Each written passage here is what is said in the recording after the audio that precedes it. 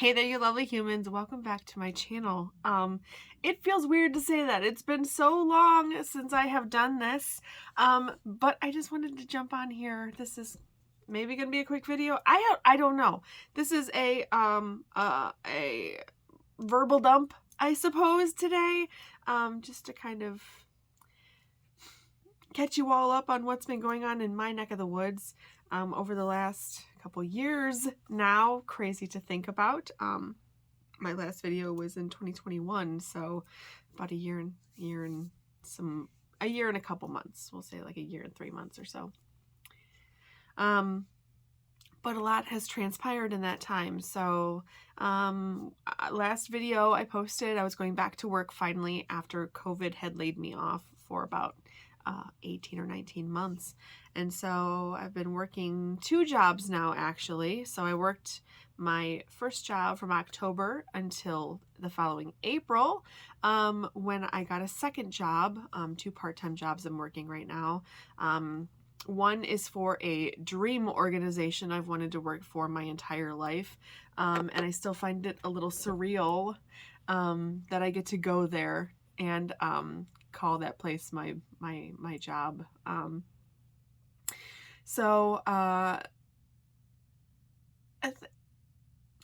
Everything is good for the most part, I guess.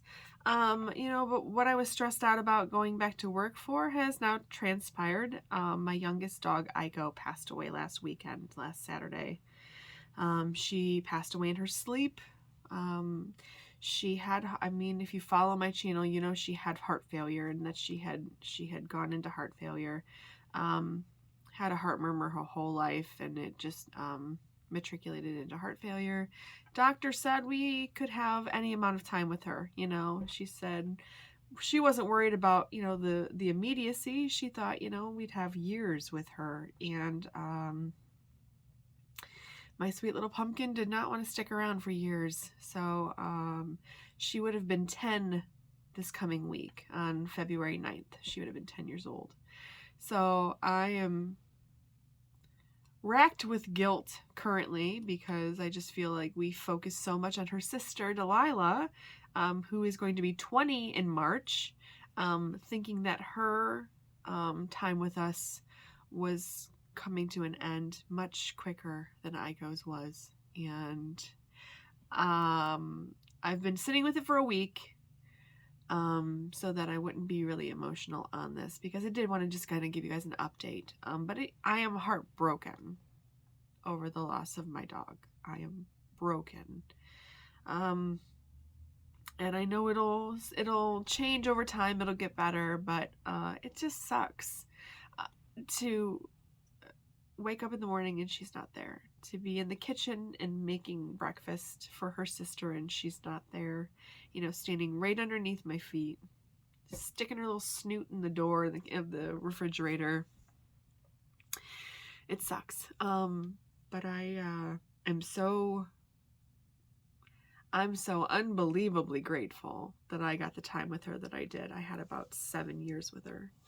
It would have been 7 years in April. So I got 7 beautiful years with that gorgeous dog who loved me so much, and I loved her so much. I know you guys know that. But I wanted to give you a heads up just to let you know what's going on in my world. Delilah's still kicking. She is still fighting, and we're just loving the hell out of her for as much time that we have left. So we'll see how things go. But like I said, I am very grateful for the memories and for the time I had with that dog. So I got bangs, as you can see. This was a fairly new thing. I think I did that in December. Has it been over? Well, it's been a little over a month, I think, that I did it. I think it was right before the holidays. I decided to chop it off. I woke up with my husband for him to go to work at 5 a.m. and I was sitting there looking in the mirror and I went, I've wanted bangs for a long time. We're going to just do it. And I literally took the scissors out and just cut them. just right then and there. And they're fun. It's a brand new look on my face. Obviously, if you look at my old videos, I look probably quite different. But it's fun. New year, new me, that whole thing. So beyond the grief aspect of my days, I'm trying to fill the void, and graciously, the universe is providing. I had posted on my TikTok a couple months back about how 2023 is like a 20-year anniversary year for so many bands. My God.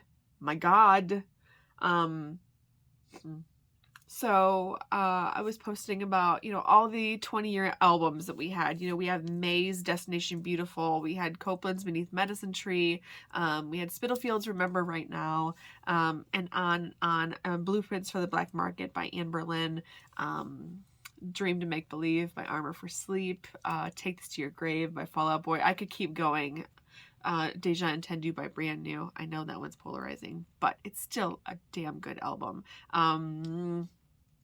Anyway, so there have been a lot of things that I was hoping that this year would provide, new, maybe re-released vinyl for some of these albums, or reunion tours, or, just 20th anniversary tours for the bands that have stuck together. And it is not disappointing, guys. So already today is February 4th, and I have tickets for 6 shows this year already. Well, let me think. So we've got, I'm finally taking my Pacific Northwest trip next month, of all things. So I have been, you guys were here when I, set it up in 2020 and it didn't work out. And so, 3 years later, I finally get to take this trip. So we set it up for March because one of my favorite bands, they're called Copeland. They're from Florida. They put out a handful of albums in the aughts, and I just love them so much. So they are going on a very kind of sporadic tour. So they're going like to the East Coast, down south, around up to the Pacific Northwest. They totally shit on the Midwest. There is nothing in the middle of the country, really. There's nothing in Ohio, Michigan, Kentucky, Pennsylvania, Indiana, Illinois. These are all places I would have traveled to, but they just didn't come by. So looking at the tour dates, I saw that they had 2 shows in the Pacific Northwest, one in Seattle, one in Portland. I called my friend Stephanie, who is the best human being on the planet. I have been to so many amazing shows with that woman, and I love her without end. I adore her. And so when I said Copeland is coming to tour, but nowhere near us, just the Pacific Northwest, she was in the same mind as I was. And she's like, well, let's just reschedule our trip and go to the shows. So it's going to be a much more condensed trip, unfortunately, now. So instead of the 10 days I was hoping for, it's going to be more like 5. But we're going to try and knock off a lot of things. We fly into Seattle. We're going to head straight over to the coast and go to Astoria, and then travel down the coast to Yachats, Florence area, where my beloved Heseda Head Lighthouse is. And we're going to stay there. I have my day booked. St. Patrick's Day this year, I will be sleeping in a room that looks out to my lighthouse. And I'm just so excited about it. It's insane. But we have to have a quick turnover. So we stay the night, and then we have to rush over to Portland. And then one of the shows is in Portland that night. The next night it's in Seattle. So we are going to be jet setting all over the place to get to the places we need to get to. And I know I'm going to miss so many things. I'm really sad that I have to miss out on seeing Crater Lake. That was a really big draw to go to the Pacific Northwest for me. And I may not see Mount St. Helens. And there's, depending on which routes we take and stuff like that. I really wanted to see Multnomah Falls. I don't think that's going to happen either unless we get some weird, lulls in our time frame where we can jet over there and see it. It's going to be in March, so it'll be cold, and I don't know what weather's been like in Oregon this year. So maybe if it's temperate enough and the snow is not too crazy there, we can make a few more things happen. I wanted to go to the Tillamook Cheese and Dairy Factory to see where they make my favorite ice cream. And I wanted to go to so many lighthouses on the coast, like Cape Meares, and just so many things I've had to kind of tweak.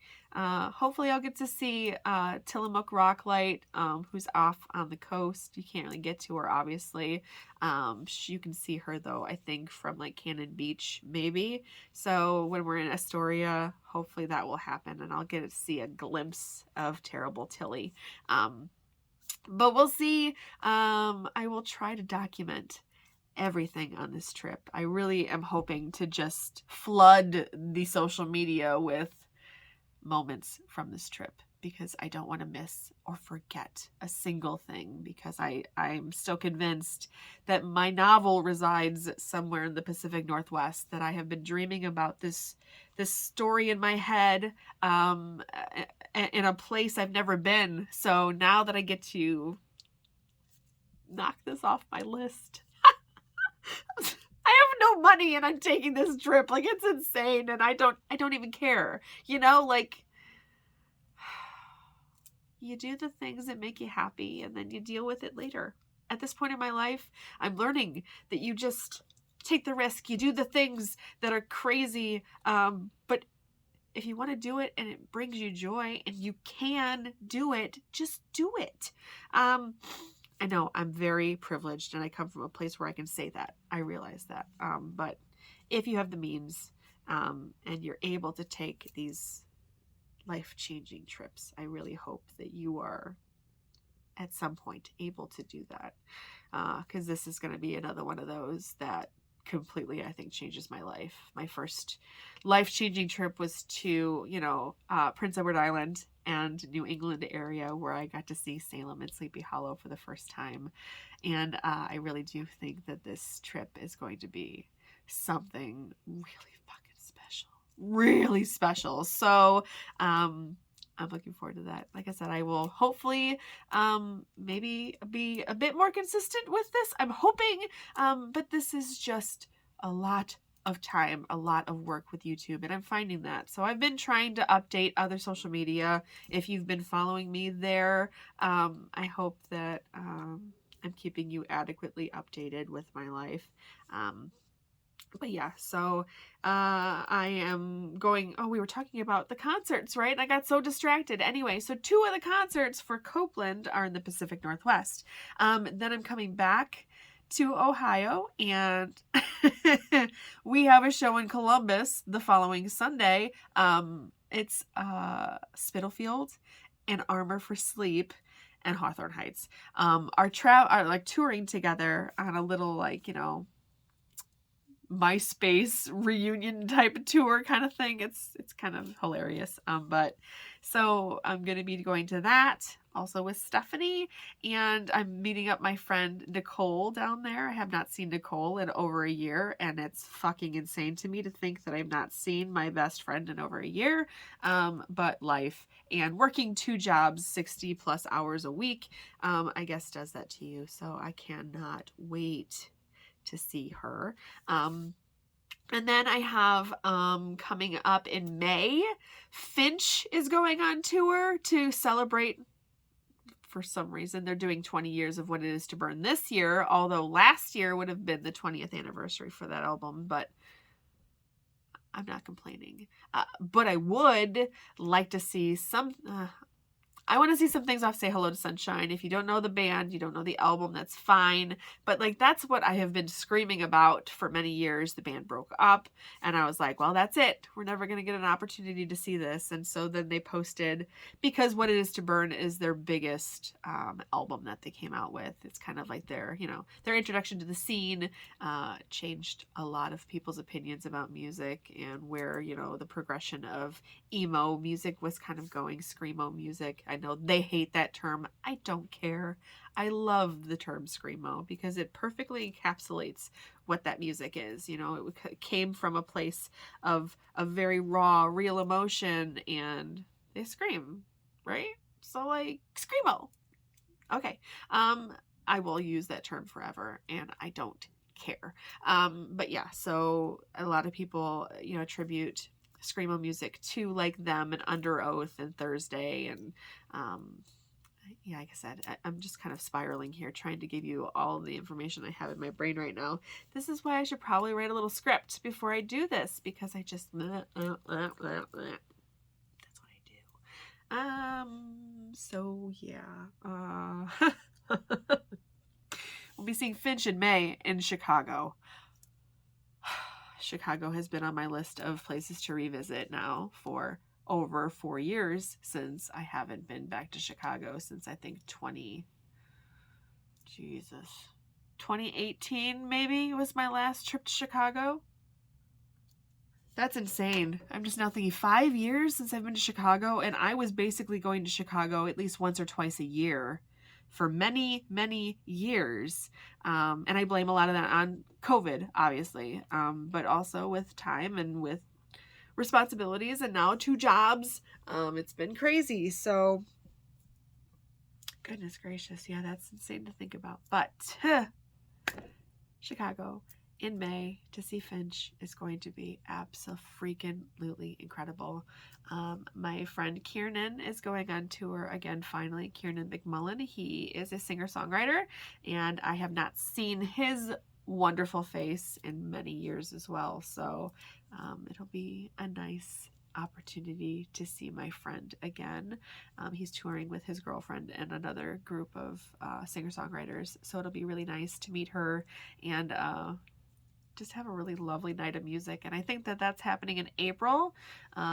So in just a very short amount of time, we have received a whirlwind of events that I get to experience. So I can't wait. I can't wait. I am so excited to see what happens. But we will go from there.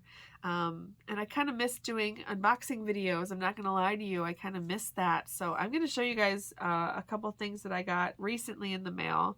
I did some grief buying after Aiko died. And this one happened before Aiko, but it took about a month and a half to get here because it came from China.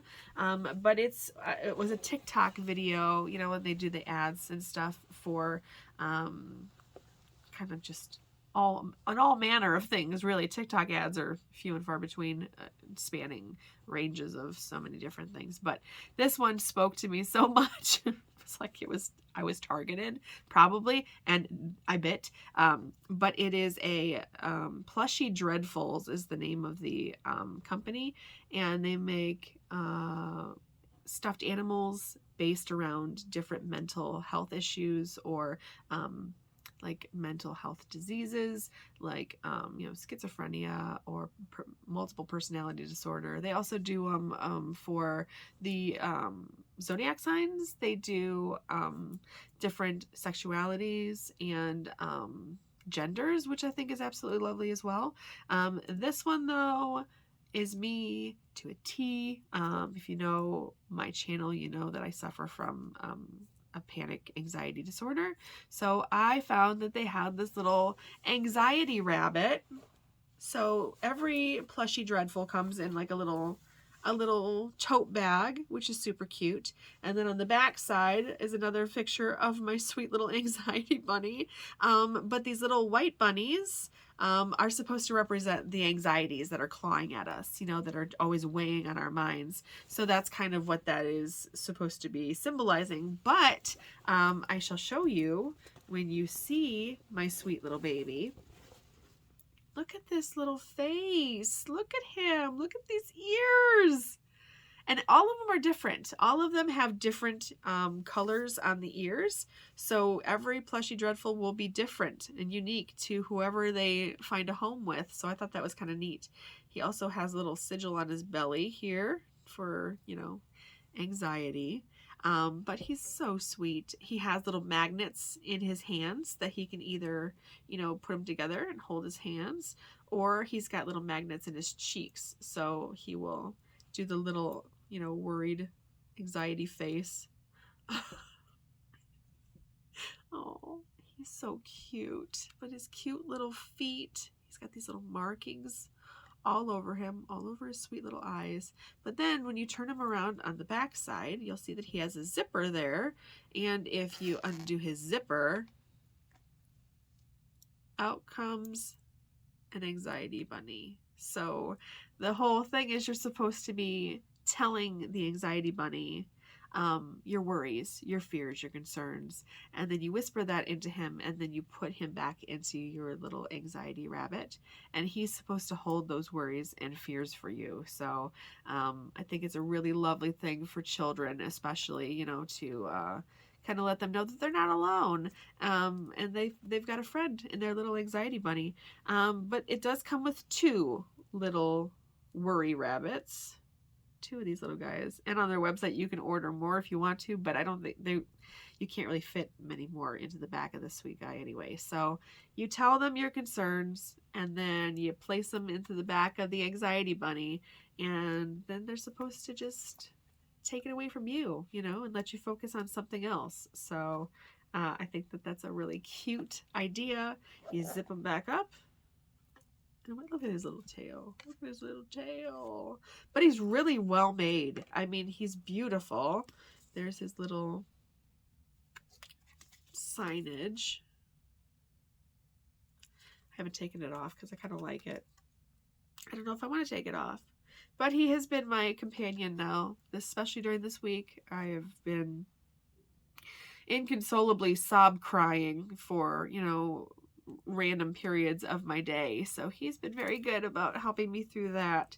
And I love him very much. And then my friend posted on Instagram about they had, I guess, at some of the Disney parks, these Halloween countdowns last year. It's a limited edition Halloween countdown for 2022. So I found it on eBay, bought one. So it is the Headless Horseman. I don't know if you can see that. I've got some glare going on, but it's got the Headless Horseman here in the center, and then you've got Ichabod and his sweet little horse here. And it's really cool, but this is the counter here in the center. It's supposed to say, like, you can move a dial, and it tells you how many days until Halloween. But honestly, that is the teeny tiniest little dial I've ever seen, and if you could actually read that, I think it says like 35, or I was trying to make it say 35, but it's not very good at holding the counter still. Like, it's very, like, the wheel's very flimsy, so it doesn't really even stay with the number in the window. So it's a bit of a bummer, but it is what it is. It's a huge pin that you can take out, but it also has an easel, so you can prop it up if you want to. So that's probably what I'll end up doing with the guy. I did take it out of the box to kind of look at it, so the box has been ripped open and stuff like that. So I'm not too concerned about keeping it in a box. Like, I normally am, but I don't really care about it at this point. So we'll prop him up and put him up on my altar. I think is a nice spot for him, but... So that was definitely a grief purchase. And I've got several more coming in the mail this week. I did order from Retro A Go-Go again because I freaking love Retro A Go-Go. They're one of my favorite small businesses. If you've not checked them out, I definitely recommend that you do. All of my huge vacuum form masks are from Retro A Go-Go. I also have my little tiny Dracula that I got. He's like a little, I think he's like 3 or 4 inches tall, but it's Bela Lugosi's Dracula in his likeness. I think it looks really nice.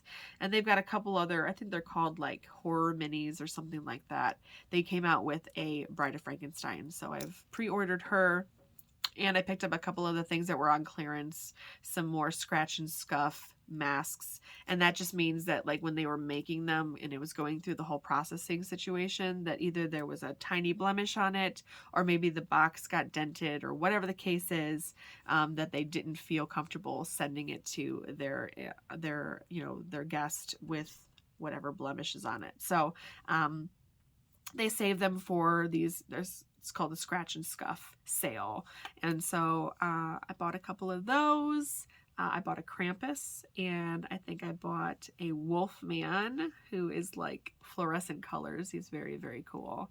And then I got a little Bride of Frankenstein tiki mug, who's going to be so cool to see, and a couple other things. So when I get it, if I remember, I will jump on here and show you guys. But yeah, so traveling coming up, lots of that, and concerts coming up, lots of that. I'm so excited. It has been a very long time that we have got a good concert year.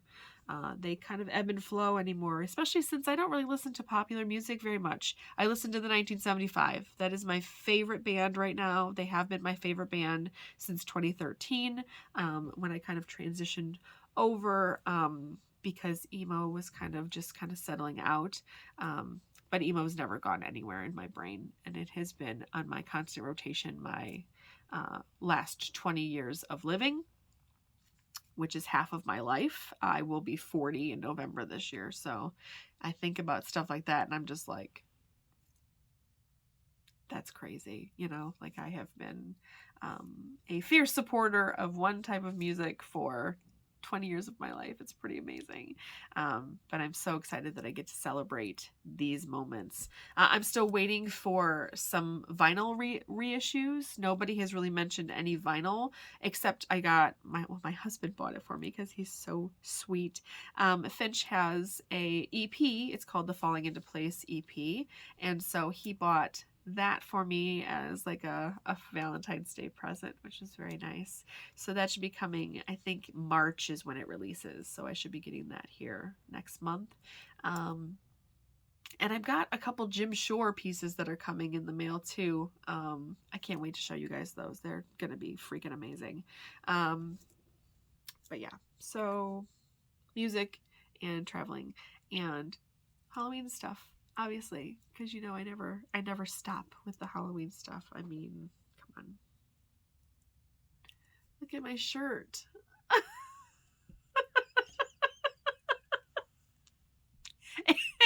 It never stops. It's February 4th. Never stops. Can't stop, won't stop, okay? So I think I'm gonna leave it at that after I've spewed out so much random stuff. If you're even watching it right now, thank you very much. And I'd also, I want to say a very, very big thank you to my cousin Erin. If you're watching this, my love, you got me through this last week. You checked in with me every single day to make sure I was doing okay. You were there in my lowest, worst moment when you just let me talk. You just let me cry. And I'm so grateful for you. I love you so much. I hope you know that. But yeah, so I hope you guys are doing well. I love you so much. If you stuck around, I hopefully will be having more to come. So I will see you in the next video.